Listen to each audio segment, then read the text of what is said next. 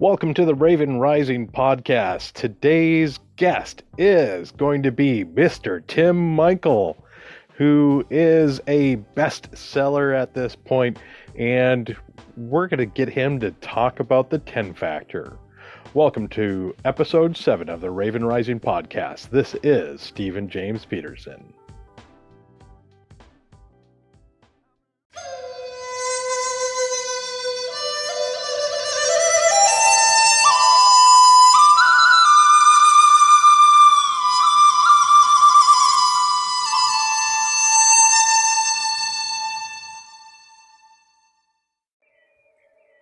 All right, everybody. So I just got off the phone with Tim Meuchel and everything's uploading right now.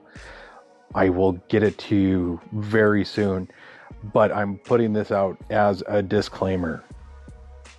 It is not a short interview. Tim also shares a lot of really awesome key points. When he's talking, I highly recommend that you sit down with a pad of paper and a pen and listen to what he's telling you, because there are tidbits of gold here that you need to plug into. And when I get people like Tim here, you need to have that pad of paper or have your device with your notepad open, because there are tidbits that you're going to get here. The great part about Tim, though, before I put you on to the rest of the interviews, is that it's in his book. So we will touch on the book called The 10 Factor. To find out more about Tim, if you want to look at what he's doing, is go to his website, the10factor.com, THE10 FACTOR.com. That way you're able to follow along. You'll be able to see some of the things that he's talking about while we're here. And again, heads up that this interview takes time, but he drops truth bombs and gold here. So I hope you're ready, and we'll get started here in just a couple of seconds.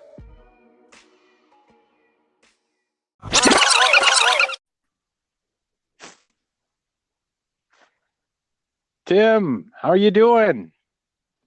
I'm good. Awesome to be on here. Well, outstanding. So, since it's already recording, why don't you tell people who you are and what you're up to? Let's do it. So, I guess, have you introduced me at all? Do I need to start from the beginning, or what do you want me to do? You tell me. I did tell him that you are Tim Meuchel of the 10 Factor, that you are currently a best-selling author, and I'm going to let you take it from there. Nice. Well, let's go all the way back, and let's start at the beginning, because every journey has to start somewhere. And one of the biggest issues that most people deal with is to actually get started. And what happens in life is, in the blink of an eye, life can come and go. It's just so fast. What you have today can be gone. So I always like to go back to the beginning for two reasons. Number one, to show people that, yes, you actually do have to intentionally start. And then number two, to say, hey, everybody starts somewhere. So wherever you are in life, that's not an excuse. You can get started today, as long as you know where you want to be. So my journey has gone through a few different paths, going back to my childhood. But what happened, and it took me a long time to figure this out, is it ultimately always comes back to what your core is, what the center, what your core values are, what your big why is, what you're all about. And sometimes in life just gets in the way. And as a result of that, people tend to, they have the, I have things going on. I don't know what to do. How do I get started type of an attitude. And the months go by, the years go by. And next thing they know, they're on their deathbed, or they get diagnosed with a terminal illness, or they have a major life change. And instead of saying, I'm so grateful that I did this, or I'm so glad I did this. Instead, it's I wish, I wish, I wish. So what I aspire to do, my purpose, is to make sure that people that come to me or people that follow me or that engage with my ideas take control of their life now, establish an end game, which is a barometer of success based on where they want to be, which is based on not where somebody tells them they should be, but based on their core. And then we take intentional steps to get there. So my journey started off when I was a young kid. I was middle school age, and I took my first job as a paper route. And at the time, I didn't know it because I was a kid, and a lot of the things hadn't been beaten out of me yet. That happens, as a kid. I like to say, as a kid, you start and you're completely innocent, and then life gives you these scars as you work through life, and you become less and less like a kid. Well, if everybody in business and in life could be like a kid, they would be ultra successful with whatever their purpose is. So I take this paper route. I'm making a whopping 7 cents a paper, delivering a Wednesday and Friday local newspaper around the neighborhood. It would deliver the night before. I would load it up I had a little satchel, had a small bike. I'd load it on my shoulder, and I'd ride around the neighborhood, and it was door-to-door delivery. So it had to be right on the front porch every day.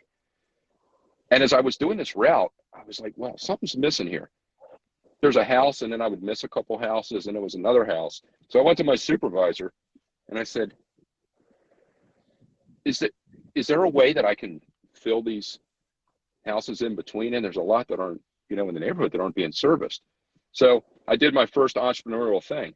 I gave away free newspapers for a while without even realizing what I was doing. Did that for 3 or 4 weeks. Didn't say anything, just dropped them on the doorstep. And then I made my way around the neighborhood, knocked on each door, and ended up collecting $25 a subscription to sign up most of the people, filled in the gaps. In the process, I pretty much doubled my paperboy salary. And I was off on a journey to entrepreneurship that I didn't even realize because I wasn't thinking. I was just doing what made sense. And that's a big mistake that entrepreneurs make, is I wasn't scared. I just did it. So then I dropped back and I followed the traditional path. I finished up high school. I went to college, got my degree in civil engineering, made it through in 4 years, went to a school that was really, really well known for civil engineering. So I graduated from Virginia Tech, specialized in construction management, and I took the corporate job, working for a big 100-year-old company with a national presence. I got placed at the home office, which happened to be in my home state, so it was only about 80 miles from where I grew up, and I basically established residency there, and I've been there ever since. So I held that job for 12 years. And what happened was I was a good employee. I was making an okay salary. I was moving up a ladder very, very fast, but it was a very, very flat slope. So there was a long ways to the top. And there was some incentives that were on the back end that I wasn't able to get access to until basically when I retired. So about year 7 into 12, I got an itch.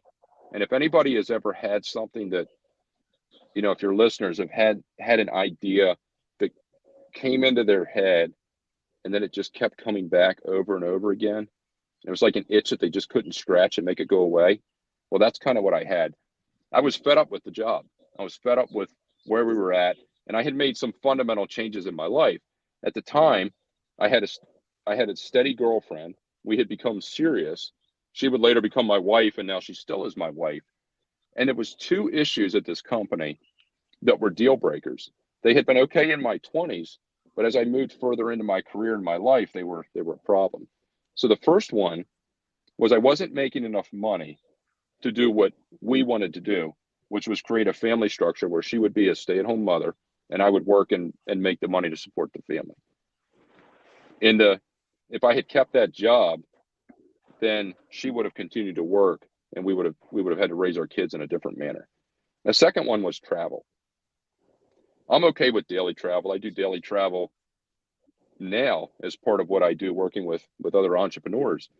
However, big company, big projects, they're not always right in your backyard. We're talking about 40, 50, 60, $70 million jobs that I was managing.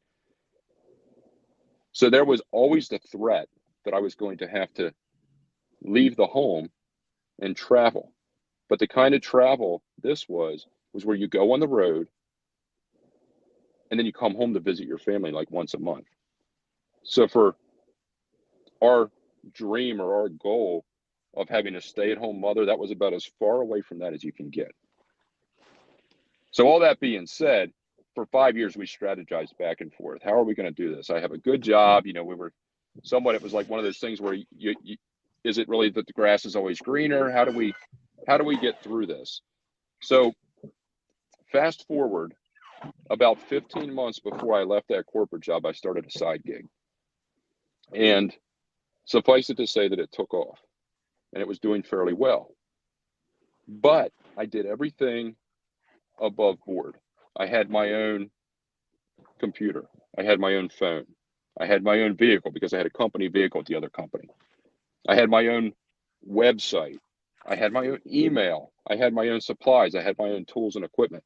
Everything was done completely separate from my corporate job. And then it happened. It was a Friday afternoon. I was on a cakewalk job, basically close to home. We were in the process of trying to have our first child. And I got called up to the home office. Walked in, sat down at my boss's desk, and he said, we have a problem. We have a problem job. It's up in New York. And here I'm on the East Coast, but I'm in Maryland, so I'm a few hours away. We have a problem job, and we've committed you to be the fixer. You're basically the guy that's going to come bail this job out. I said, okay. So I asked the questions, not that a new engineer or new project manager or new supervisor would ask, but somebody that had been there a while that was a little weathered. I started with, how many days a week is the job work? 7. How many shifts a day? 3. You've already committed me, correct? Yes. How often do I come home? There was a pause. So that was all I needed. At that point, I knew that once I got there, so their challenge was getting me there. Once I was there, they owned me. So I did something I hadn't done in 12 years. I pushed back and I said, I'm sorry, I can't go. So, my boss had been my boss for a long time. He didn't really expect that. So he said, well, this isn't really a negotiation. This is an assignment. And so, well, there's a problem. He says, well, okay. So we continued to talk, and it was getting a little uncomfortable at that point. I have another business. So my boss literally is picking his jaw up off of his desk, finding out that I have another business. So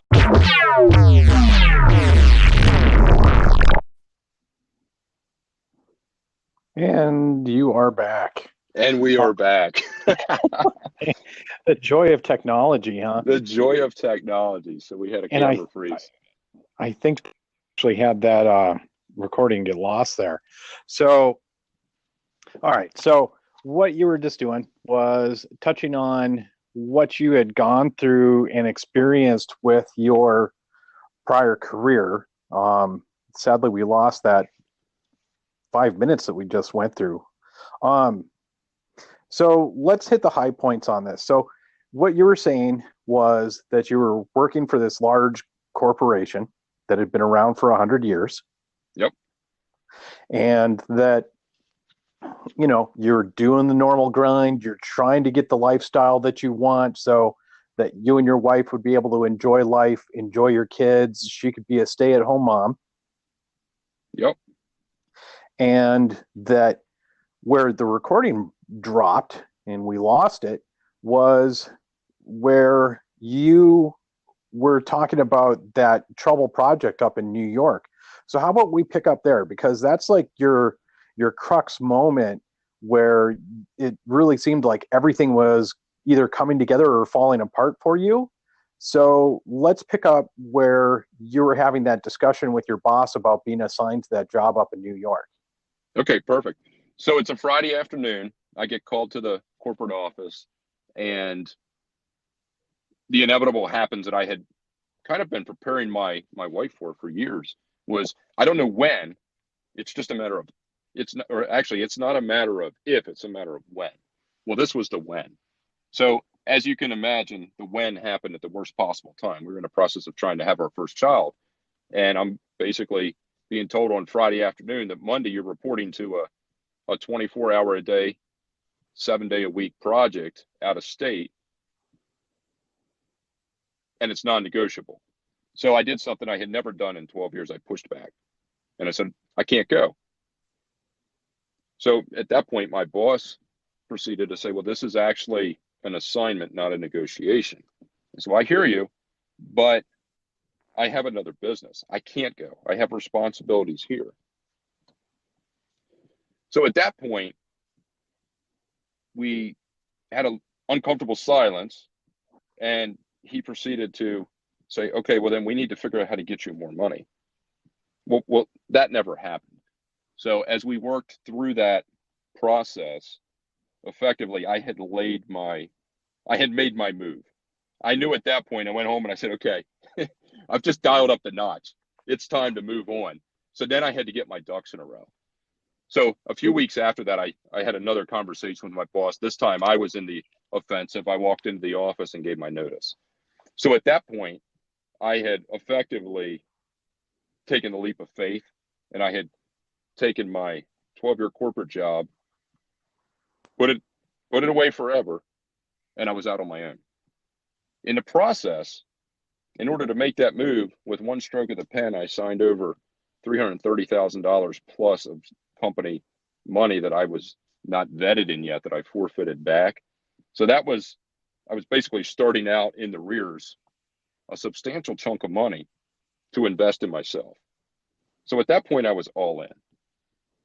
Fast forward 4 months later, August of 2008, my wife did something that she could have never done if I had kept that job or if I had gone to New York. She resigned from her long-term job as well. And here we are, 2018, and she's yet to go back to work. So we Nice. established that dream. And you think about life hitting you in the face with obstacles and facing fear, and everything that we had laid in the way of a foundation that led up to that point enabled me to make an intentional decision and push back. So then that company exploded. And in the first year, we grew 8 times. And we were on what some people would call a honeymoon stage. We were Mm-hmm. loving life. And then reality set in. Okay, I don't work for the company anymore. I don't have the support staff that I used to have. This is me, and this is my baby. And there's nobody there to wipe your nose when things don't go right. So it's time to do this thing. Now, there was a fundamental problem with that company. I started out, a ball of fire, and I like to tell people, when I left my corporate job, that was the most efficient that I was working because of one reason and one reason only. I had to do both, and I had to figure out how to make them both work. So Mm-hmm. everything was running like a top. So what that did was that created a huge momentum that allowed me to be able to hit this thing at 100 miles an hour and not slow down. The problem was I never did slow down, but my mind did. So if you remember early in the conversation, I told you 7 years into 12, I started to get sour with my business. Well, then I Mm-hmm. started another career in basically the same industry, a different sector of it, but a lot of the same issues. So what happened was I basically created for myself a job. So instead of Right. owning a business, I worked for myself. And that became something that I was able to sustain at a bottleneck level for a lot of years. So we had a fast growth, and then we leveled, and then I maintained. And the Oh, reason I I maintained, yeah, absolutely relate to that. I've been there. The last three businesses before this current venture, I did the exact same thing to myself. and when you when that happens, you're in the heat of the moment, and you feel somewhat trapped, and Hmm. you really don't know what to do. So what you do is you work hard, and then you work harder. And if you're like me, your family depends on you. My wife going back to work was absolutely not in the cards, so I just worked harder. And one of the other mistakes I made with that business was I branded that particular business around myself. So I had several hundred clients. Every one of them knew me by face. I knew all of their first names. I knew their kids' names. I knew their pets' names. I knew everything about them because I was that person. But as you grow, that gets harder and harder and harder. So in hindsight, with what I do now, that is a perfect model. But with what I was doing in that particular business, it wasn't. So a big point for your listeners is how you choose to brand a company really depends on the company and the mantra of the company and what its focus is and then what your scalability is. So I had created something that really wasn't scalable beyond a certain point, beyond that 8 times growth. So as the years progressed, I ebbed and flowed, but we always made our revenues, and we always, you know, we lived a good life and all of those things. But it was hard. And I continued to I did what was important to me. I was always act present in the family and present in kids' activities, and we did all of that because I was insistent on it. It just meant I worked more and had to work crazy hours in order to make it happen. Well, then we went through three issues. The first time we didn't get paid, it was like $500, and it was kind of like, okay, there's your slap on the wrist. There's your lesson. Should have never done that job. The second time we didn't get paid, it was 30 some $1,000. And Ouch. yeah, and that one hurt. I remember when I was I'm a process guy, and I had everything in place, but I got taken, and somebody kind of didn't sign the paperwork, and boom, then they didn't pay. So I should have seen. So you think you learn from that. Well, the third time I didn't get paid, it almost put me out of business. So that was the one that was just the explosion. And what happened at the end of that, when I realized, got off the phone with the attorneys and just realized that it wasn't going to turn out the way it was supposed to for a lot of work that we had done for a long period of time. I got out of my desk chair, which was in my home office, which we had moved into that house about a week before this conversation. Had Hmm. um had twins on the way, had a new house, and found out I was almost bankrupt. So I got out of my desk chair and took about 10-step walk to the dining room. My wife had taken a break. She was decorating. And I said, I think I got to get a job. And it was a repeat of my boss's jaw hitting the desk years earlier. Well, this time it was my wife's. So Right. anyway, I said, I think I got to get a job because we're not getting paid all this money. And I don't know what to do. And I don't think that's the right thing for us, but I, you got to let me figure this out. So we had that look that only a husband and wife or significant others can have with each other, somebody that's been in a long-term relationship. I Yeah. Yeah. I've seen that look too. yeah.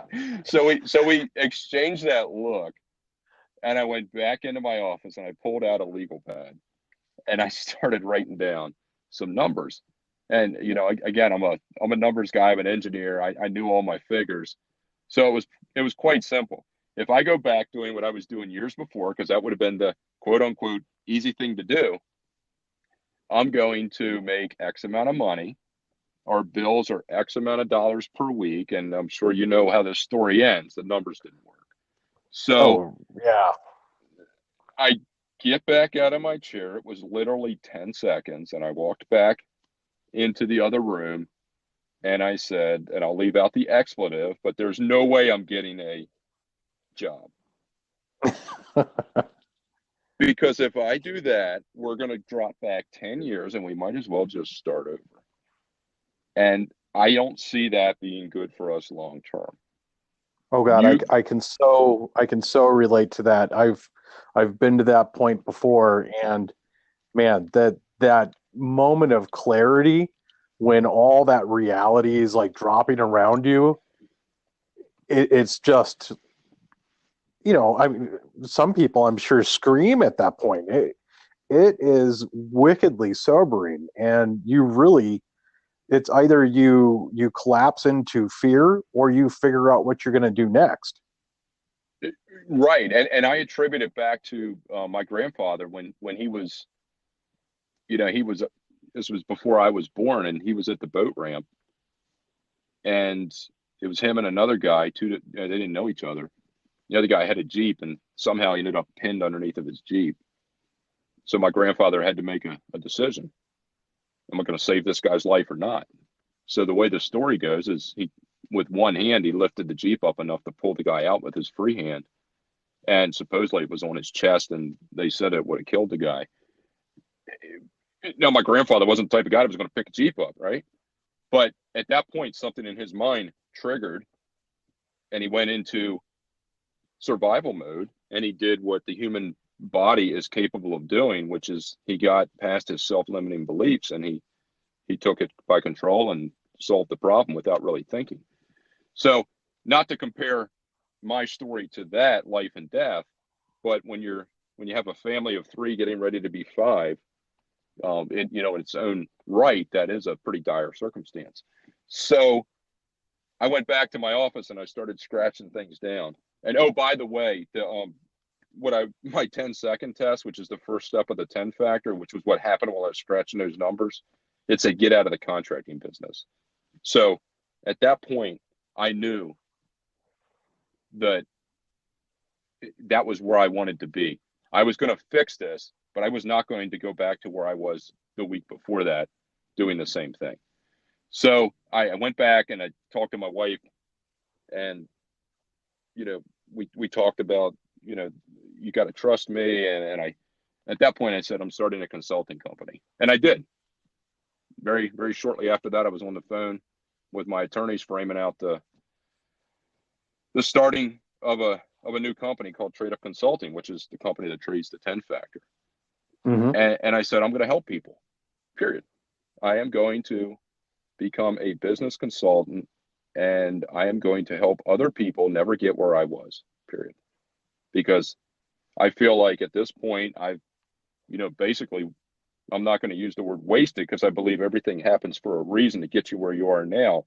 But it took me going through this and then having to drag my family through it in order for me to be able to impact thousands, if not tens of thousands, if not hundreds of thousands of people that hopefully will be able to take measures to not get their family in that situation. And I feel like one of the biggest things that I did wrong was I got myself in a business that I didn't love. And because of that, it wasn't sustainable. And I made mistakes that I would not have made if I really loved what I was doing. And that's why I work with people now on a daily basis and try to get them to figure out what is their purpose, like what is their why, what do they stand for, why are they on this earth? And So let's take this opportunity. I'm going to throw a quick break in the recording here, and let's pick up from there.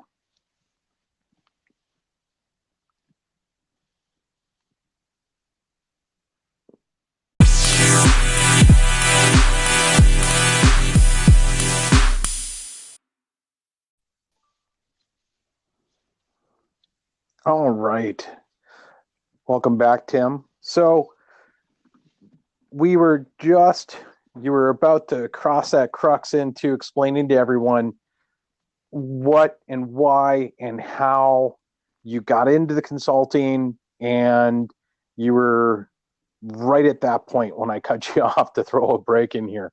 Um, right back up there. So you had gotten to the point where you were structuring with the lawyers and you started helping people. I'll let you go from there.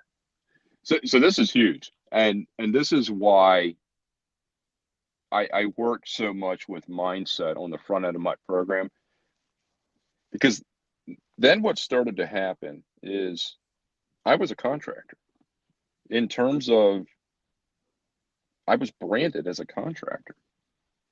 So I had this idea I'm going to help people, but I had to overcome the brand of who I was. So here I was a long term corporate employee in the management side. So I knew my way around the business.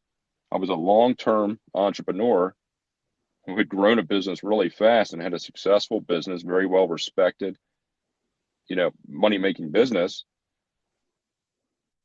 When I started to tell people that I was going to help other business owners, I was getting these sideways looks like, why are you doing that? You're a contractor. Well, for anybody that knows me, that's the ultimate motivation. And I, I, it's one of those things where, I use when I teach, I use a hub and a spoke approach. So the hub represents your core values, where your core values are not going to change, period.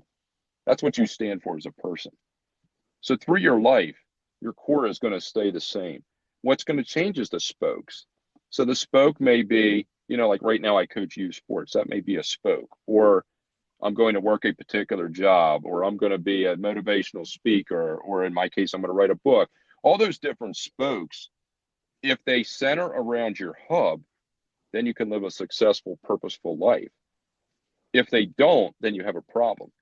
So all I was doing was basically turning one spoke off and starting another spoke and exploiting that. But not everybody thinks like that. Most people, Oh, no, they don't. well, most of society has been taught from the time that they were younger that you learn a trade and that's what you do until you retire, or you take a job and that's what you do until you retire.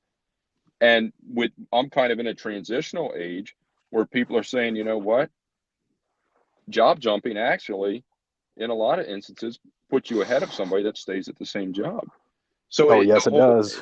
yeah, and see what happens is over the course of a decade or 20 years, the whole economy shifts. And a lot of those jobs that were always there that were 30 and 40-year jobs they're non-existent. They're done by robots or computers now, and they're being replaced by jobs that weren't even careers 10 or 15 years ago. Some even last year weren't careers. So as this fast-paced moving, object or freight train, whatever you want to call it, called life is happening, if you can figure out what your core is and then work off of that, you can live a purposeful, happy life and you can accomplish your purpose for being here, which is what very, very few people actually do. So that when you flash forward to the end of your life, you're not saying, I wish, you're saying, I'm so glad or I'm thankful for. It's just a completely different perspective on life. And not Oh, very many, absolutely. yeah, Absolutely. and not very many people have that. But So I can relate to that though, because for me, what it was is that I got into the bail bonds industry and I did that for 18 years. And I actually had to leave North Dakota because the legislation changed and the regulations changed to where they killed over 90% of our business. It just wasn't feasible to remain there anymore. So I went to Colorado and, you know, started making a new path down there, hit walls, made the mistake of going back to what I knew, bail bonds, jumped into that world, and I made a go of it. I did good at it, but I just couldn't get the total addressable market that I wanted, and then started running into that regulatory legislative nightmare that I saw in North Dakota. I saw the writing on the wall. It's like, I need to change things. So that was one of the key reasons why I got out of that world. and what happens is, life is going to throw you curveballs, and you don't have to always. They say there's 9 ways to skin a cat. Well, you know what? That works for business too. That you can figure out what makes sense, but what makes sense to you is probably not going to make sense to most people.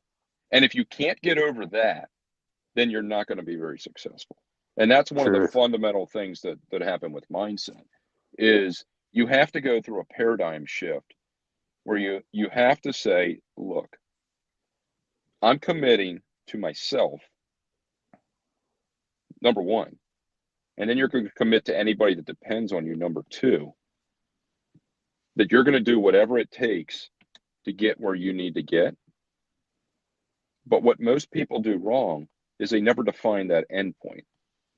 So because they don't define that end point, in the entrepreneur space, you hear about winning the day, many wins, and it's, win the battle, not or win the war, not the battle. You hear all these different sayings, Hmm. but I'm a firm believer that you can win every day and not win at life if you're not winning the day in alignment with where you want to be. Oh, that's 100% true.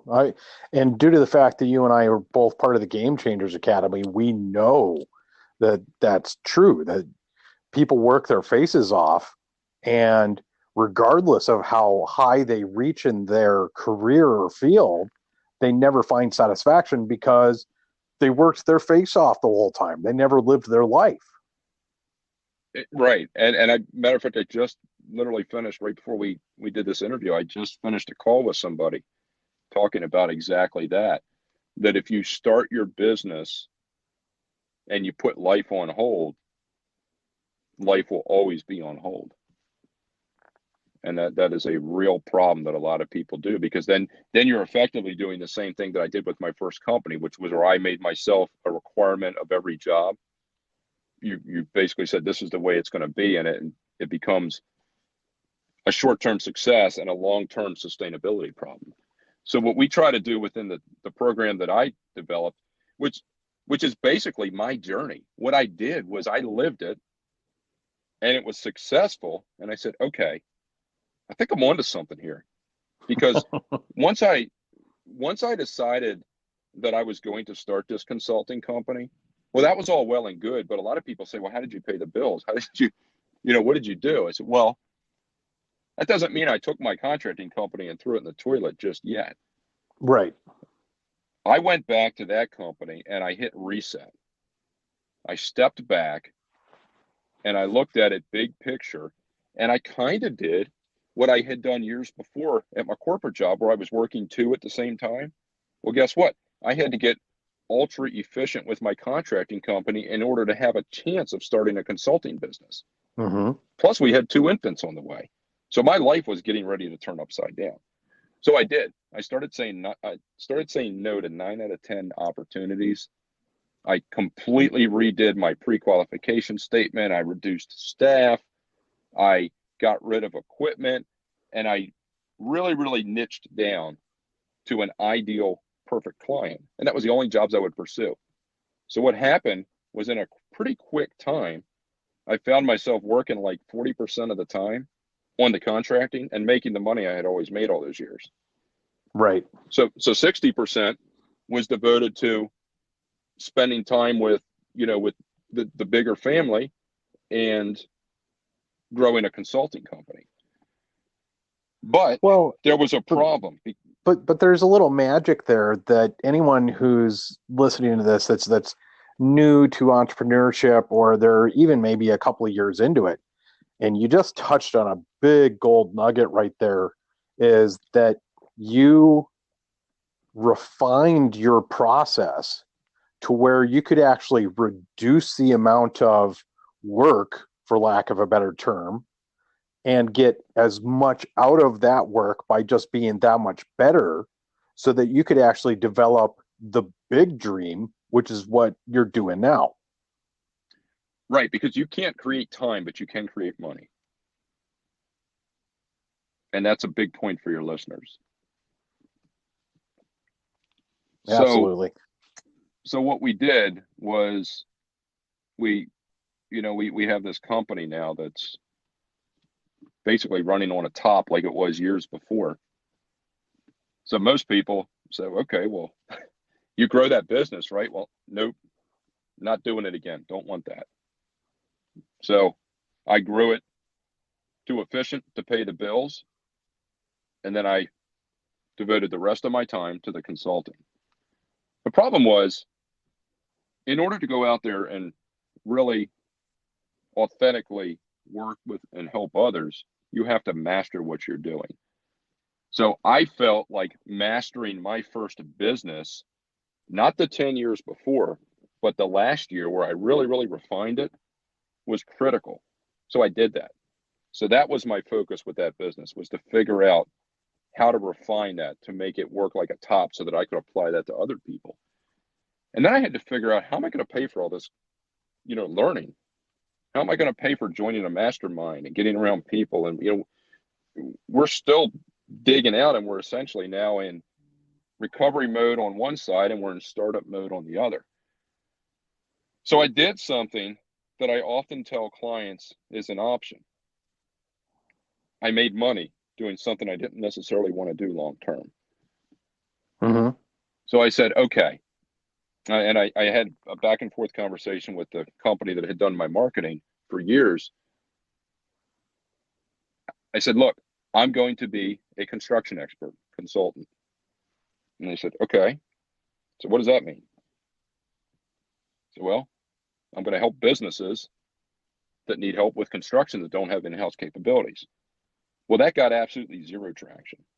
So I did exactly what you should do when you start a new venture. I tested.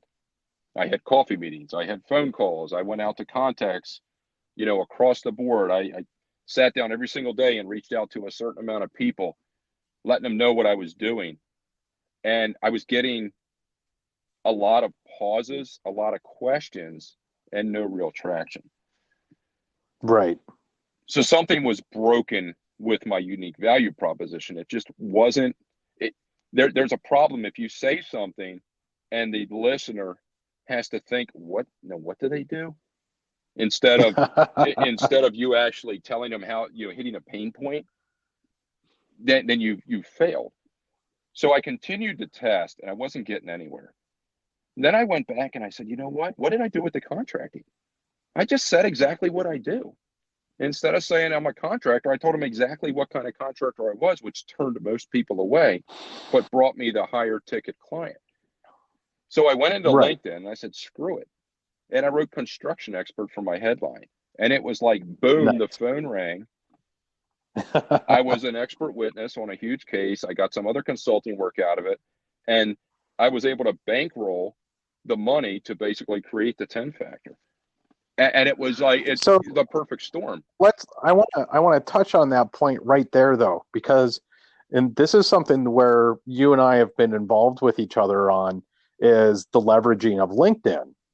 So I think that so many people out there just put in their generic job titles and they don't realize that just tweaking that message a little bit, like you said, for construction expert, that that was a micro game changer for you. That was something that was able to accelerate you. That is huge. So many people miss that point. Well, yeah, it was interesting because for me, LinkedIn had never been a tool that I had leveraged because I was doing a lot of um, business to consumer, not business to business work at that point. So when I made the fundamental shift to start the consulting, I was moving into a different forum where it was business to business because that was where my work was going to come from. So Mm-hmm. at that point, I decided to, basically blow the cobwebs off of my LinkedIn account. And I used that as an opportunity to reconnect with people. But I didn't really know anything about it because I really hadn't leveraged it before. So I was kind of guessing. I just had a basic profile and I went through some helps and I never hired a coach or anything. I just went in and did it and it was all wrong. So then I just went back to basics. And that's the thing and that's probably one of the big points for the listeners too, is most of what you do, if you can simplify it, I mean, it doesn't get much simpler to construction expert if you're looking for a construction expert. Right. The only question was, are you a residential or a commercial construction expert? And my answer to that was, well, both, because I have a decade experience in both. Which do you want? So I was actually getting opportunities in both forums instantly. It was incredible. And I had search, executive search firms calling me, looking to place me on on jobs with attorneys, and it was incredible. That one little change just triggered that. But what happened with that was, for me, that was a huge growth point, because now I make that a primary focus with new clients. It's in my book, it's in my program. It's, you need to figure out how to do a unique value proposition that takes all of the questions off the table and says exactly what you do. But most people can't do that because they haven't answered all the questions. So we don't do the Yeah, value that, proposition on day one. We build to that, and that's important. and I'm going to fall on my own sword there because, well, truth be told, like when I revamped all of my stuff on LinkedIn, that I said import export company, and I didn't clarify that I did just alcohol. And so then I finally tweaked it to being tequila imports, and that still didn't get the message across right. Right now, I'm running that Chief Tequila Tribe Leader moniker, which has greatly increased the number of people that connect with me every day, but still isn't getting that message just absolutely clear through to people. So yeah, absolutely, I fall on my own sword there because I'm still convoluted on the message to the buyers of that B2B world, of just hitting the hammer of this is what I do. However, the strange arbitrage is that I've got this following that's starting to happen, and I have fans now. So it's really kind of a strange thing, but we still haven't caused the main iteration to happen, which is selling tequila on the market right now. Well, right, and we like to say that you haven't truly arrived until you have haters. Fans comes first, and haters come second. And you know, most people would get upset. In my circles, we jump up and down on the table and applaud ourselves when we get haters. Because that means if you're not upsetting somebody, then you're too general and you're too broad, which is okay in some circles, but in business, it means you're missing your client, and you're not. I like to term it as noise. So the Mm-hmm. broader your spectrum within your LinkedIn headline or your unique value proposition, your branding, the broader that spectrum is, the more time and money you are going to spend working with the wrong people, who really should just be calling somebody else from day one that's a better fit. And that is a big pain point that a lot of businesses go through, is they're busy, but they're not profitable. And they're busy doing stuff that they have no business doing just because their storefront is not right. So 100% true there. And again, sword that I can fall on was that when my messaging wasn't 100% aligned, and I'm still not 100% there, but in the beginning, I had to spend so much time explaining to people what I did that was over 80% of it. And so by the time we actually got to discuss business, they're like, oh, well, I'm the wrong guy in the company for that question, anyways. I need to do a handoff over here. And because I didn't take the time to fix the messaging between the handoff, guess where I started again? Square one. Explaining the damn message. Exactly. Yep. So, yeah, I hear you loud and clear on that. Yeah. So that's a really important point, and that's why, you know, you, if you think of like a house being built, there's stages of a house. And when I was in that space, you come out of the ground when you're building your foundation, and that happens really fast because everything was designed offline. So then you come out and you do this bulk work. Well, that's kind of like when you launch with your business. You have this bulk work that comes out. Well, then the shell goes up really fast and you're under roof. And then from a homeowner standpoint, or if it's a business from a business owner standpoint, it's okay, when can I get the keys? When can I get in? Well, hey, we just built the foundation and the framework. Now we got to fill out the guts. Well, a business is very much like that.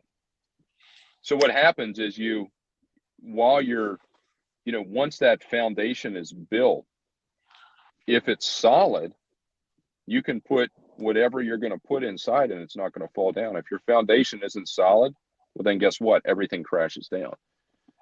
And many entrepreneurs skip the foundation stage because they want to turn a profit right off the bat. And you're a perfect example of somebody that's not doing that, because your return with your current venture is on the back end. But Oh, absolutely. but you understand that it's a long play.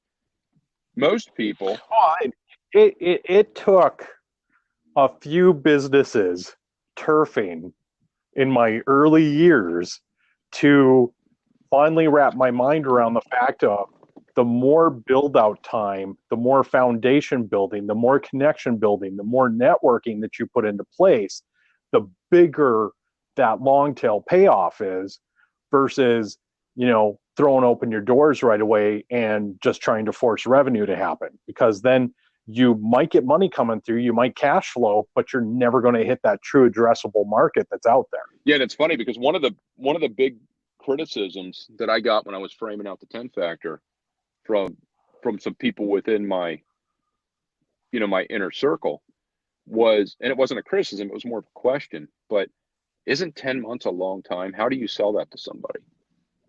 Oh God, 10 months is nothing. But 10 months to somebody that thinks it's going to happen overnight is a long time. So the answer to that is really simple. Yes. Guess what? They're not my clients. They go work for somebody else and they'll be out of business in 6 months and go back to their job. That's the people that fail. So what I do on my program, and when I get a new client, is we go all the way back to the beginning.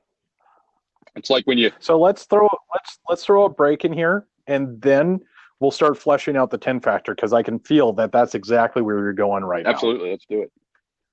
So let me throw a break in here and then see you back. Well, for the listener, it'll be 30 seconds. For you, it'll probably be about 3 minutes. Let's do it. All right, and we are back with Tim Meuchel. And welcome back, man. It's just awesome to have you on here, by the way. Having a lot of fun. It's always fun to tell your story if you can impact people.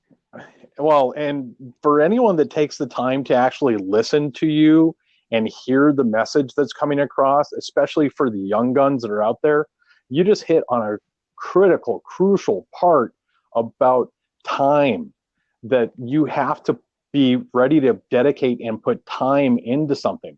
Like this import-export company of mine. This, I was naive in the beginning. I thought, hey, look, I've got this awesome tequila. Let's throw it out there. Let's see what happens. And I hadn't developed the contacts and the dream team yet. So I really feel for all those young people that are like, starting a podcast or a YouTube channel. They do 5 videos and they expect 1 million followers. It doesn't work like that. I mean, Gary Vaynerchuk says every day that it took him 12 years of maybe 1,000 or 2,000 followers to finally balloon into that massive multi-million person following that he has today. Yeah, it's really like a compound effect, and it's an exponential growth, but the exponential growth only happens through consistency. And consistency means when times aren't so good, you continue to do what you know is right and your message. And people that may be grabbing onto you might not even be reaching out to you, but they are listening. And then all of a sudden, there's a transition that happens. And it starts with somebody becoming a follower. Then they reach out to you. Then they become more of a raving fan. And that transition is a little bit hard to understand. But the difference between somebody saying, okay, if Tim Meuchel's video is on my Facebook stream or on my LinkedIn stream, I'm going to scroll past it. And then, okay, but this face keeps popping up here. Okay, now I'm intrigued. I'm curious. Why does this face keep popping and hitting me every day? Well, the reason it is because let me point out someone real quick that the person that comes to mind when you say that is Ty Lopez. How it wasn't that long ago to where I saw people complaining all over the internet, who is this Ty Lopez guy? Why is he all over my YouTube, all over my Facebook? And today he's crushing it. He has so many people buying into his programs and taking his courses. So you're 100% on point there. I just wanted to interrupt to emphasize that top of mind factor, that repetition, that consistency is absolutely required to be able to get that following. Yeah, and I'll give your listeners a hack they can do in a minute. But so what happens is it starts by they're scrolling past, and then your face keeps popping out. Keeps popping out. Then they get intrigued, so they might stop and listen to a video. Then it happens and it happens and it happens over and over and over again. Well, then, okay, maybe I'll listen to a couple more. Well, then they make a decision. Either this person is just not somebody I want to listen to, and they either block you or they, continue to scroll past, or, whatever they do, or I want more. So then they start to, as they go through the Facebook feed or the LinkedIn feed or the Instagram feed or Twitter, wherever they are, they start to go, okay, I wonder when that face is going to pop up and hit me. And then that turns into, well, this person does a video every day at 12 noon. So at 12 noon, when I hop on, I know that they're going to be there. That's where you go from somebody that is a follower to somebody that is a raving fan that actually is craving your content. And that is when you've arrived. And when you do that, then as long as you stayed on point and stayed on message through that growth period, you don't have to put a curtain down. They're buying into you with exactly what your purpose is and what you stand for, which means the sell on the back end is almost a formality. Oh, amen. Amen. And that, I think, was probably, for me here in the last couple of months, was one of the strangest things, was when I started gathering fans. Like, people actually direct messaging me. They don't like my content. They don't share it, but I'm getting these direct messages saying, man, I love your page. I love your news feed. I love the articles that you write. Keep it up. And I'm like, where'd you come from? Right. And that's what happens is, human nature is we want instant gratification. So you have to be careful as the messenger instead of the receiver of the message. You have to be careful that you're not relying on instant gratification, because the people that are seeing your content may not be acknowledging it. And that can be for a whole plethora of reasons. That can just be because they're afraid that if they like it, somebody else is going to see that they like it because of the way that the algorithm works. It's just them, they're being a detective or a sleuth, and they're sniffing you out to make sure that you're the real deal. So they're going to approach you when the time is right. There's people that could potentially watch your content over and over and over again, just waiting for the opportunity to run into you at a speaking engagement where they can say, hey, I've been watching your stuff for 2 years. What can I buy? Everybody is different. All you need to remember is you need to know what your message is, and then you need to keep putting it out to whoever your avatar is, your perfect client. You need to talk to them in every message, and the right people will eventually hear you. But that is a long play, not a short play. Oh, absolutely. Well, and you can even throw a little bit more arbitrage in there to where you haven't completely discovered who your true avatar is, and you're developing content, you're putting that information out there, you're putting your messaging out there, and over time they gravitate over to you. So there's also that aspect of it that people forget about, that as you learn yourself, as Peter always says, know yourself, as you're discovering that process, that there's other people that are going to fall in line as you're figuring out your own message. That's part of why I have no problem throwing half-baked things out into the world anymore, because it's really fun to watch where the reaction points are on it. And that's one thing that people also, if they want to expand off into the freedom and entrepreneurial world, is that perfect will kill you, you know. And there's a tweak to that, doing something really well, because I remember how much time you were spending on your book, working on your cover, getting all that stuff dialed into place, that was necessary to make sure that your message was pertinent and correct. But you didn't like sit there and go line by line by line, you know, to where the book never got published. Let's talk about that. Let's talk about both of those things. Let's start with the book cover first, because that's a good example. So when it was time to do a book cover, I knew that I wanted a professionally designed cover. So I hired a professional cover designer to build it. So they gave me a multitude of options. They gave me 8 different scenarios. And when the beta test, or the V1 hit my email and I looked at these, I had to ask myself one question. Not which one I liked, but was I proud of every one of those covers? So the answer to that question was yes.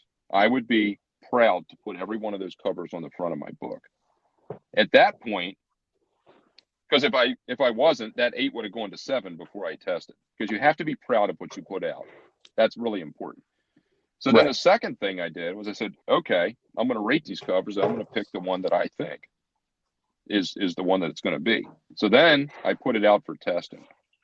So the cover that is on the book took 39% of the votes of 8, which in my mastermind we called a landslide, that was a landslide victory. So it won hands down. The second place cover took 12% of the votes. And my option would have been number 5 on that list. So the cover that's on that book is not the cover that would have been my initial pick, although I was proud of all of them. I love the cover now, and I've gotten nothing but positive feedback on it. But that was 100% picked by testing. And I think that was really important. And I talk about that a lot because you want people to like what they're buying, and what better way to do that than asking people what they want. So that was the cover. But then, the other thing that we were talking about was in terms of delaying putting the book out. So the way my process worked is my book was written in July. So I started prior to July working on getting the thoughts out of my head and down onto paper. And I went through a methodical process of outlining everything, had the book laid out, had the chapters laid out, had big ideas for each section. And essentially, I had a series of blog posts to write in order to put the book together. It ended up at about 43,000 words. And I was writing at a clip of 18 to 1900 words a day over the course of my writing schedule. So I put my schedule, schedule together, and I had to write, basically one section a day, which ended up being equivalent to about 2 blog posts every single day through the process. So I time blocked it. It happened in the mornings, and something happened one day and my day fell apart, and I worked a Saturday or Sunday to catch it up and got myself back on schedule, but I hit my writing schedule. So the manuscript went together in exactly the time that I had laid out, which meant a couple things. Number one, I had a realistic schedule that was achievable. And number 2, I was committed to it to make it happen no matter what. So I did, period. Number 3, I time blocked it, which meant I fit it into my day. And at the time, I was still running a contracting company that had a bunch of work going on. So there you go. That was an example of setting the time. Hmm. Well, and that was something that you weren't on the mastermind call, but you were commenting afterwards that one of the new members to the group was talking about was time blocking. And, I know you do it. I do it in my own way. But when I wake up in the morning, I already know what my time blocks are for the day. Like right now, this interview is the most important thing that I have going on. It doesn't matter who calls me in the background right now. Right now, you are my number one in the world. And earlier today, I had another phone call that was number one. Everybody else in the world falls away at that point. And then later, I have other things that are scheduled. It's that scheduling and it's maintaining that scheduling day after day to be able to continue not just finding traction, but staying on that traction. Yeah, absolutely. And that's something that has to intentionally be done, and it is not something that comes naturally for most people. It is a habit that's created, and it's only created by, again, we talk about being consistent. You consistently frame out your next day before the day happens. So if you, for whatever reason, decide not to do that, then that next day more than likely will fall apart. You do that 3 or 4 days in a row, guess what? You're way off track. And that's how fast you can lose momentum. And that's why Mm-hmm. coaches and masterminds and accountability partners and, all the things that say, hello, you need to get back to what you're supposed to be doing, because that tomorrow you're going to be kicking yourself because you're off track. That is something that, as entrepreneurs, we're generally pretty self-motivating, but the right circle of influence just makes it exponentially easier to stay on that path. And I'm a huge proponent of that. And it took me a long time to figure that out. Because I was largely, when I started my first business, it was everything that I knew in the corporate world came with me. And what I quickly found out was, guess what? That stuff doesn't all work so well in the entrepreneur space. No, no. And I think that that's actually why you see so many of these big first round, second round, multi-million dollar startups fail so regularly. And what are we looking at? What's well over 80% of them don't make it is because they've all come from that corporate background. They expect that normal 9 to 5, 9 to 6, and then going home every night is going to work. Where, truth be told, I actually have liquor distributors contact me sometimes at midnight. And it's just like, oh, wow, hey, what's going on? You have questions? Yeah, I can send you over the sales packet Right. right now. So you just have to, it's a totally different mindset. The hard part is learning that flow state, though, so that you don't get into that burnout. Because so many people, like, they do their time blocking and they haven't learned how to have that momentum aspect of it. And I know you do because I watch you day after day after day, being one of the fans, that I see that you have your time blocks all put out there so that you can get all the things that you need done, yet you still have that recuperation, you still have that family time, that the kids are still involved. And that's where you're hitting that beautiful sweet spot that I love watching from you. Right. And what you want to do as you're growing, like when you first start your business, you're not going to be that busy. And a lot of people, because of that, do everything.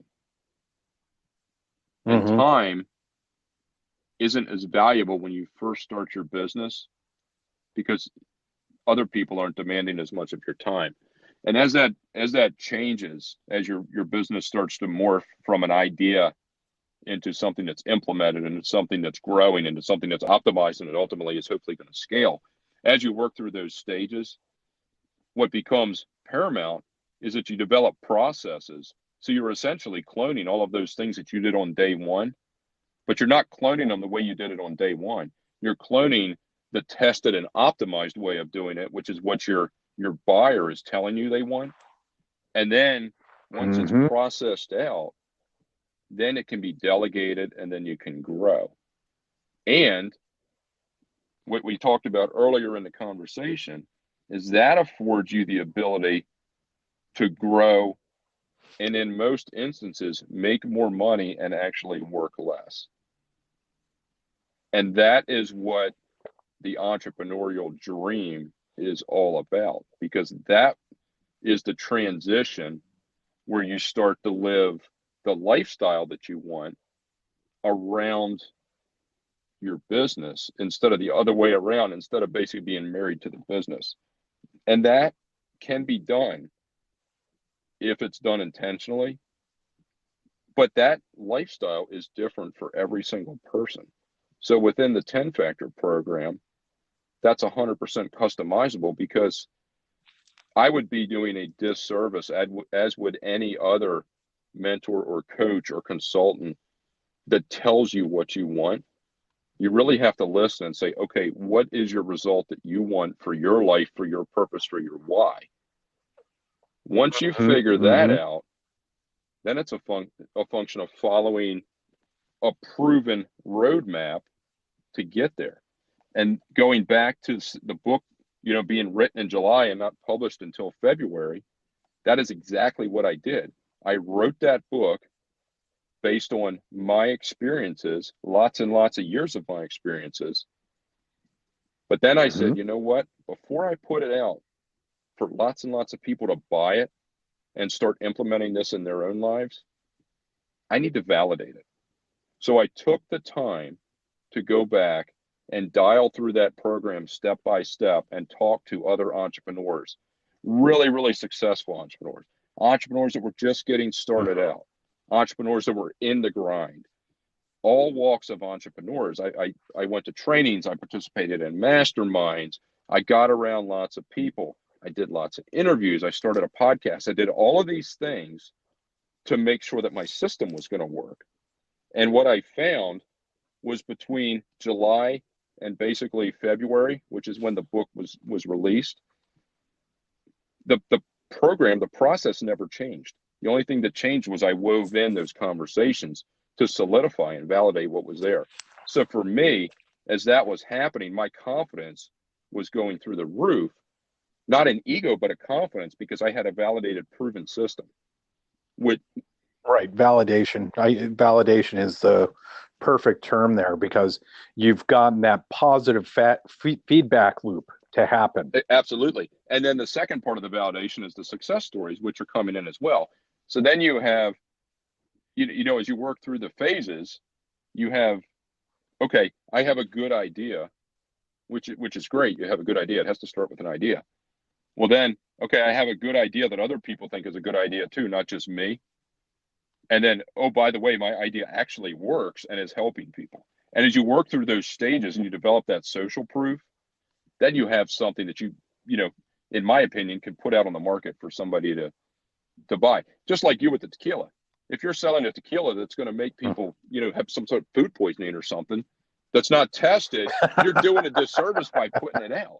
So you have to walk through whatever your industry is, a certain part of validation to make sure that it's going to be the product you're that you're advertising. That can be lots of Mm-hmm. things, You but know it's that. important, and that's just, you call that ethics, or you call that morals, whatever you want to call that. But when you're in the service industry, which I am in the service Yep. industry, and you're a servant, you have to understand that when you deliver a message, there are people that are listening, and they are actually changing their life based on what you say. So if you're talking Mm-hmm. out in left field somewhere, wow, the power of that is scary. Oh, absolutely, absolutely. Um, I laughed so hard when you said that because I had, and they're an excellent brand of tequila. They're just not ever going to find the huge market that they think that they're going to, and it's a jalapeno infused tequila. that also has a mix of some clam juice in it. Nice. It's a very complex flavor. So I like it.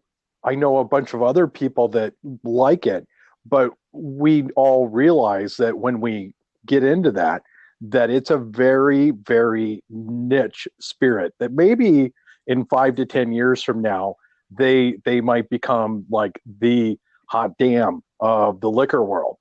But for right now, they're really early in their presentation and they just haven't really fleshed out all their traction points yet. And their marketing needs an adjustment because people read what their flavor profile is and they're actually scared of Well, it. well, we should talk about that because that brings up a really good point.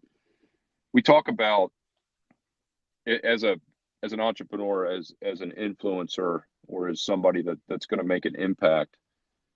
Do you want to write the curriculum or do you want to follow the curriculum? And that's a decision that everybody that gets into the space has to make.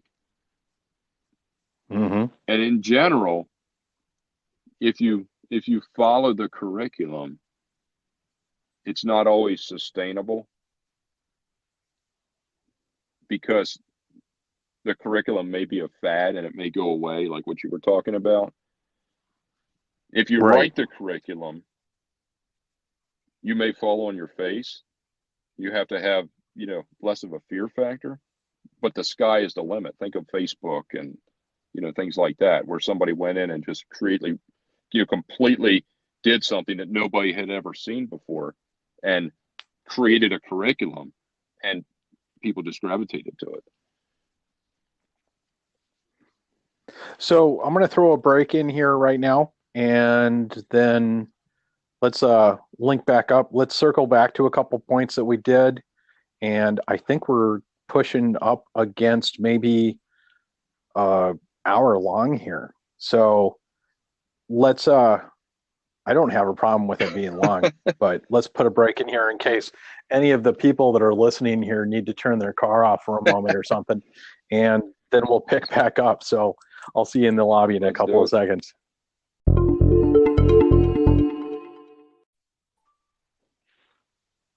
Welcome back, Tim. All right, let's go. So key things that have popped up through the conversation, and I know I tried to highlight them when they happened. Um, that leveraging LinkedIn, that is something that I love to beat that drum hard, especially when different members of the Game Changers are about to launch something. To where I'm glad that you and I were able to connect and that I was able to bring value to you there. But that was one thing that you touched on, like you said, with changing your title to construction expert. Time, obviously, you took the time to write the book. You took the time to validate the book. You took the time to make sure that everything was put into place before you put it out there. You weren't looking for perfect, but you were looking for the validated material to be there. And because so many people get stuck in that analysis paralysis, the nice part about when you were doing the masterminds, when I first encountered you, was that you were doing that test. You did a micro execution. You saw what the feedback was. You adjusted, you tweaked, you listened, and then you executed again. And you adjusted, you tweaked, you listened, and you executed again. That I think a lot of people on just those couple of points alone really miss out on their true bloom, their true taking of flight, because they don't do enough of that analysis where they actually execute to test and then reevaluate, execute and test, reevaluate. And those are just key things that so many people miss. Yeah, absolutely. And I guess to kind of bring it full circle is we should talk about something that MJ DeMarco said that is really, really powerful. And I know you follow MJ DeMarco as well. Yep. I was on a mastermind call with him not too long ago. And one of the questions that he was posed with was, what is in his experience, a big reason that entrepreneurs fail? And his answer was pretty simple and pretty powerful. They're stubborn. Mm-hmm. And what does stubborn mean in business? Well, he had a good example of being in the health space, had gotten hooked on a fitness drink. And it was a fitness drink that happened to have artificial coloring in it. So his point was, you're in the health space where you have people that are conscious of everything they put in their body. And because you think something looks cool, you put an artificial coloring in it. So I absolutely found another product to use because I had a problem that you did that. Not a problem with the product, but a problem that you didn't listen to the people you were selling to Mm-hmm. and adapt your product accordingly. And that was an example of a, and I don't know what the fitness drink was. I don't know whether they're still in business or anything. I just know that as a really, really good example of somebody jamming a product down somebody's throat that isn't built for the intended buyer. Right. So the only way as a business that you can pull that off is by continually testing and testing and testing and optimizing and optimizing. And you continue to learn every day and you continue to adapt, because the day in business that you stop learning, you don't stop, you actually start going backwards. That's where you start hearing that statement, but this is the way that we've always done it. Yeah, and listen to Gary Vee. As soon as he hears that, he says there's a problem with that business. Oh, yeah, every time. Right, because that means that they've hit that wall where they're not receptive to growing anymore. And that might be okay in some forums. I mean, if you're getting ready to close the doors and you got 3 more months left, you're not going to spend a bunch of money to reinvent the wheel. But if you're planning on something sustainable for the long term, then that is part of running a business. And what happens to a lot of entrepreneurs is they find themselves too much in the business and not enough on the business. And what Yes. happens is when they get into business, they actually don't see those things because they're too close to it. So sometimes you Oh, have to step I back and yep, actually yep, go, yep. wait a minute, let me look at the big picture. And that's where the masterminds and the mentoring and that's where they're so powerful, because somebody else that they're obviously not running your company, but they're close enough to the space and say, you know what, have you thought about this or have you thought about that? Or I'm seeing something here that's not quite in line with what you're telling me. You made the analogy earlier to a label on a particular type of liquor that doesn't necessarily match the liquor. You know, Hmm. somebody looking in says, hey, that's a problem. If that business owner is stubborn and says, well, I don't care, I'm putting it out that way, well, then they're really cutting their own throat. Oh, I have a, I'm not going to say brand name at all, but I was involved with the sales and biz dev team this fall of a product that came out. They sent it to me and I gave them my feedback on it. And this is how I could tell that it was the beginning of an end for that relationship was that the owner of the company was thoroughly upset by what I had said. Now, about a month later, I ended my relationship with them. Their culture did not fit with how I like to do things. You know, I'm all about the idea of meritocracy and just open environment, and they didn't have that. But now it was about a quarter ago, yeah, about 3 or 4 months ago, I saw that they implemented pretty much everything that I had said. And it's like, well, thank you very much for finally listening to me. I realized that it took you 2 quarters to realize that what I'd told you in the beginning is true. Yeah, and it might have been that they went out and talked to somebody else and they said the same thing. You go, okay, wait a minute. Everybody's telling me the same thing. Maybe this guy actually knew what he was talking about. Yeah, maybe we shouldn't have cut him off. It's like somebody when they go to the doctor and they say, you need to have your knee rebuilt. And you say, well, I really don't think I need to. I'm going to get enough opinions till somebody tells me I don't need to have my knee rebuilt. If they keep telling you have to have your knee rebuilt, guess what? You probably need to have your knee rebuilt. Right. Well, and I think it's because I come from a background of being a bail bondsman, and I tell you what, and good thing your kids are young and you're nowhere near time having to experience this yet, but I am the epitome, or I was the epitome of the messenger making those phone calls at 3 a.m. in the morning that you don't want to hear. Right, right, The only person that you don't want to hear more so than from me would be the undertaker or, right. the coroner. So me calling up a mom or a dad saying, hey, your kid's in jail. So I'm used to being the bearer of bad news. I don't have a problem sharing a contrary opinion with people. And the funny thing is that I can tell when I'm in a bad environment is when I get immediate pushback from that. It's like, wait a second. So everybody else here is saying yes to you, and I'm the only one saying no. Then we don't have an idea of meritocracy here in place. I used to serve lawsuits on people, and the crazy thing is, like the people that would be sued the first time, or only for a couple $100 or even a couple $1,000, that they would go just bat crazy when I knocked on their door. But I could come up to other people who were true professionals, knock on their door, and I kid you not, I would hand them a $15 million lawsuit.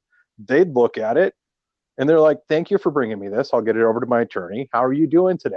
And they'd actually care about how I'm doing.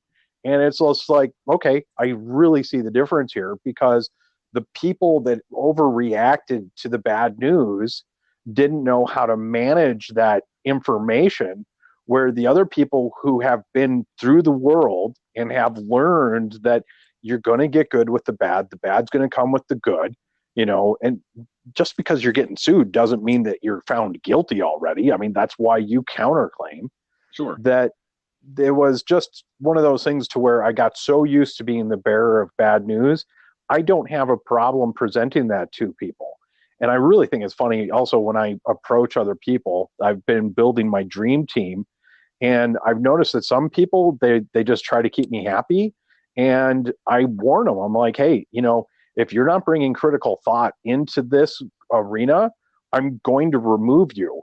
If you're not afraid, I mean, if you're afraid of offending me, you're not the person that I need here. You really are not. You need to ask the hard questions. If you don't, then you're a yes man or you're afraid to break eggshells, and I can't have you. Yeah, and that's a good point because in business over the long term, there is definitely a difference between workers and decision makers. And when you build your dream team, I call it in a 10 factor your all-star team.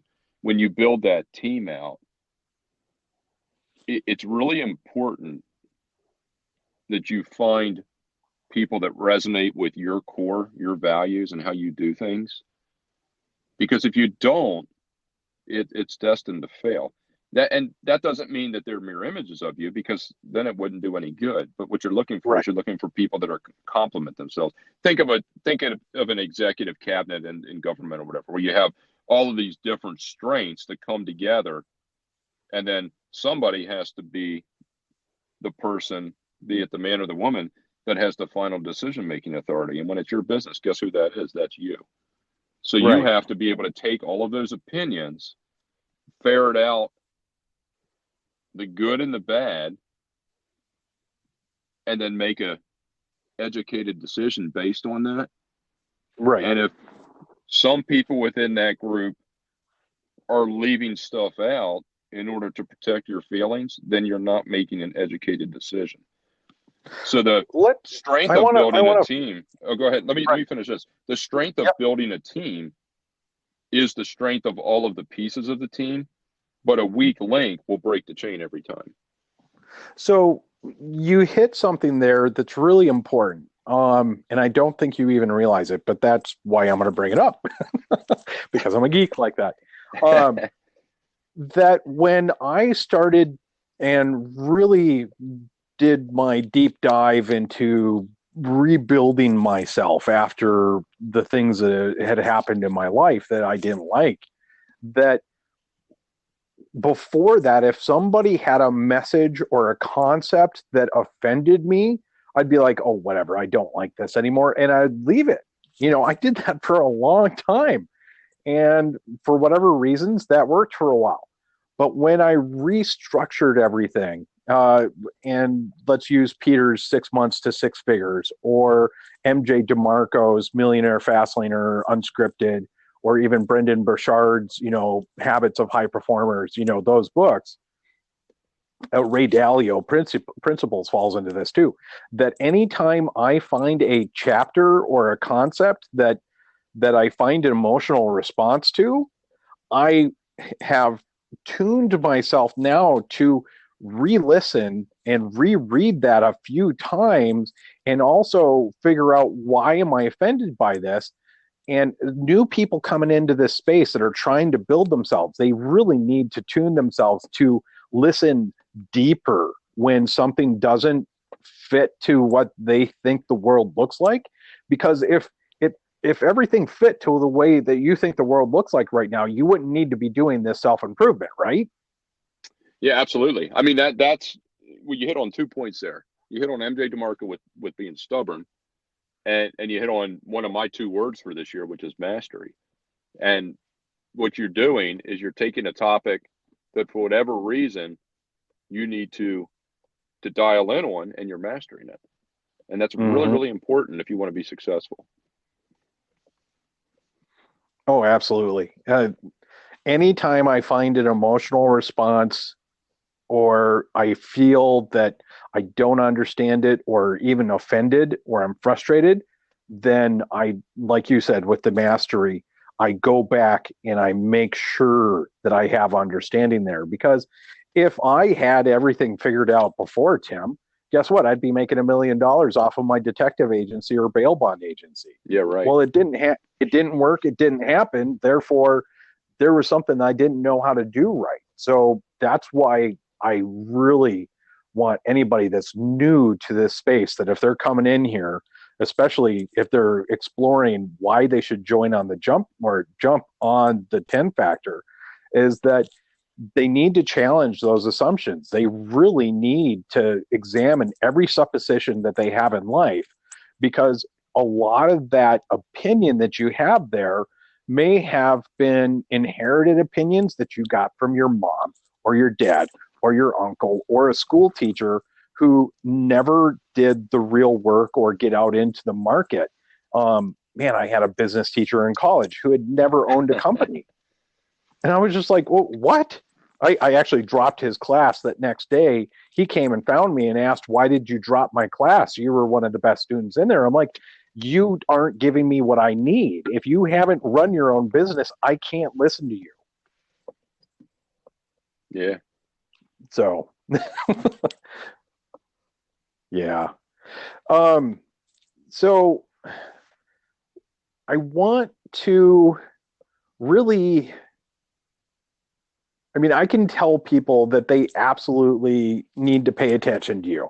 But what I really want is I know you're getting some of that social feedback beyond just, some of us in your inner circle. And I'm kind of on the outer edge of the inner circle. I realize that completely. But that I want other people to be able to find some of those reviews and that feedback that you're getting from people that have dove into the book, that have done programming with you. Where are they able to find that so that they don't have to take just your word and my word for it, but that they can actually go find the proof of the pudding, if you would, of the feedback? Where are you getting most of your feedback from your audience so far that other people can go look at? So if they go to the 10factor.com, which is THE, the number 10, and then factor, FACTOR.com, the 10factor.com, That will give them everything they need, because within that's the website. And when you go there, there will be a link that will take you directly to Amazon, where you can find the number one best-selling book. And there you'll see a myriad of reviews from people that have read the book and applied it. On the website, you'll see video testimonials from clients. You'll see, written reviews. If you follow me, there's links to follow me on Facebook and Twitter and LinkedIn. I'm more active on Facebook and LinkedIn, fairly active on Instagram, and a little active on Twitter. You can go to any one of those accounts, and wherever you like to absorb your information, start following me there, and you'll see the stories come in fairly regularly in the comments, where people will actually say, hey, you inspired me to do this, or you inspired me to do that, or what have you. So you'll see the true results in that form. Plus, you'll get the content. And then you can make a decision, either, hey, this guy resonates with me, or he doesn't. And if I'm not a good fit for you, then that's fine, because I'm talking to, the people that want to hear, my proven system the way that I present it. And if you're open and amenable to that, you can go a long ways in your life and your business. Nice, nice.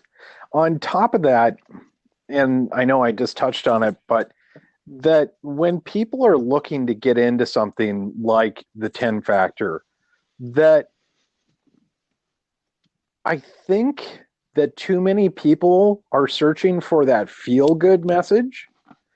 And let me clarify that yeah, there is success to be found by people that actually do the work and do the time of following your steps through the 10 factor, but that most people really need to examine why they're not participating with certain groups.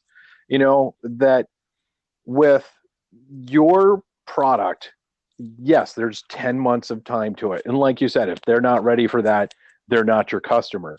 But if they're listening to this and they're scared of that 10 months, but they haven't found success yet in their life, that needs to be something that they reevaluate right now and reach out and do the 10 months, do the year. Even Gary Vaynerchuk says, if you don't produce content on one of your mediums for 12 months or even 24 months, then you're never going to find who your followers, your audience, and your true voice is. You have to have that time investment put in there. Even if you have a follower of one is more important than zero. So I just really wanted to touch on that. Sorry to rant on you at the end there. No, good point. And when your listeners purchase and read my book, they will see that I repeatedly say through the book that this is not easy. It's hard work. You have to commit to yourself. You have to be honest to yourself. I try to pound that point home over and over and over again, because entrepreneurial life, albeit is not easy, it can be incredible if done right. Oh, and longevity matters. December was not a fun month for me because I just wasn't getting any feedback. But by the 3rd of January, my phone, my email, my messaging was blowing up from people. And, I had all kinds of crazy offers coming in. I had a hockey team reach out to me and say, hey, let's do a deal. And I was enamored by that. It blew me away. And so every time I see that quote come up that 90 some percent of people that want to be entrepreneurs quit right before the success point, my difference between December and January, and I apologize to Austin Netzley. I was so frustrated that I sent him a complaint email. And, bless his heart, his response was, here's looking forward to a great 2018. I was like, And Austin, I guess he was right. See? exactly, exactly. So, that's also a part of that whole time factor is that you're going to go through the doldrums. If you sail across the ocean, there's a reason why there's a section called the doldrums, that the old sailors had to just float through that section before they caught the next trade winds. So that happens in business. When I started my bail bond company, there was that doldrum of, everything's in line. My advertising's out there. My ads are, listed in the jails as according to each jail regulation. It's all in place. But there was still that 2 month window where nothing happened. And I'm like, what's going on? I just want to warn people that that doldrum is going to happen. You need to be prepared for it. You keep doing what you're doing. Get your marketing, get your advertising, keep building that network out there. Just going to have that doldrum. I know you were stressed out during your doldrum before you did the launch because I remember watching you in the meetings. That the closer you got to your launch date, the more nervous that you became. I mean, you knew you had something awesome to do, but from an outside perspective, and this is why I actually sympathized to you and I really started reaching out, was that I saw you going through that oh my god, I hope this happens. I remember even seeing a video of your wife in the background when you guys were doing an announcement before the official launch, to where she kind of had the look on her face of, dear god, I hope this works. And I'm so glad that it has been. And man, I really want to see you on that bestsellers list for a long time. People just have not really discovered you yet. So yeah, I'm just so ecstatic to be able to interact with you. No, I appreciate that. This was a lot of fun. So hopefully your listeners will get some value out of this and start implementing some of this stuff right away. That's what it's all about, is propelling everybody in the right direction.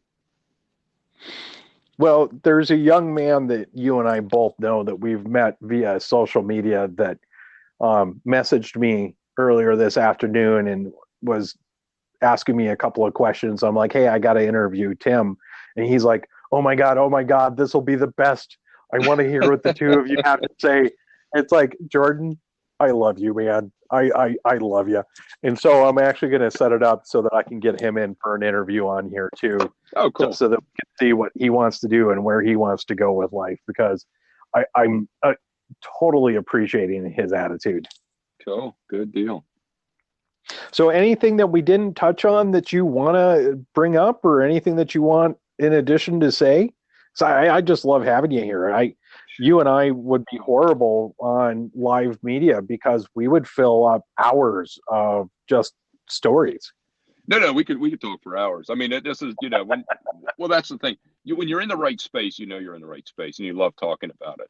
So it's just a function of continuing. So I mean, I would just tell your listeners, you know, follow if you like what you heard, follow this guy, and continue to get the value because he puts it out there on a regular basis. And just like anybody else, if they gravitate with you and resonate with you, then follow them. And if they don't, then don't. Period. Very simple. Where can people find your podcast? And I'm jealous because you've had what, Marcus Aurelius Anderson on there. I've been following some of the other people that you've had on there, so I'm absolutely enamored by the people that you're getting. Yeah, Where we've had some good guests. If they go to the 10factor.com, they'll find that too. Okay, perfect. So everything is zeroed in. If they get on the 10factor.com, they're going to find all your media. They will find it there. Yep. Perfect. Well, it has been a pleasure.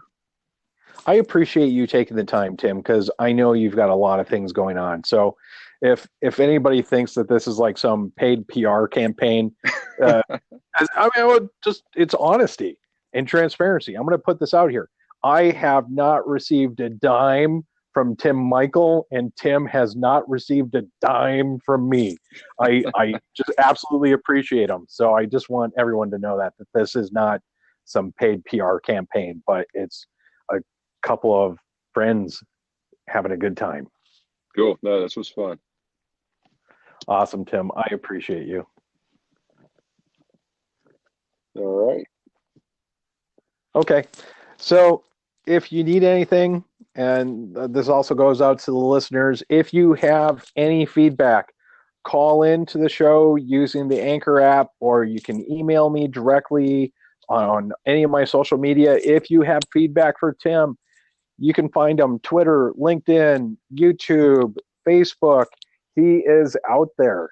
And if you're listening to this, we appreciate you very much. So thank you very much for listening to episode 7 of the Raven Rising podcast. See you, Tim. See ya.